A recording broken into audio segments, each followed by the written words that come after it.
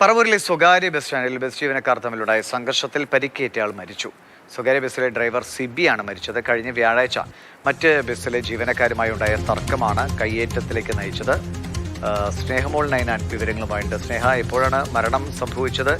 അത്രയും ഗുരുതരാവസ്ഥയിലായിരുന്നോ ഈ സംഘർഷത്തിന് ശേഷം?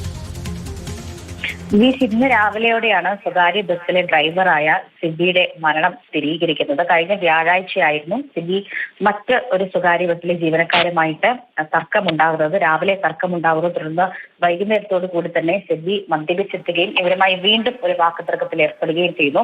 പിന്നീട് അത് കയ്യേറ്റത്തിലേക്ക് നീങ്ങുകയും ചെയ്യുന്നു.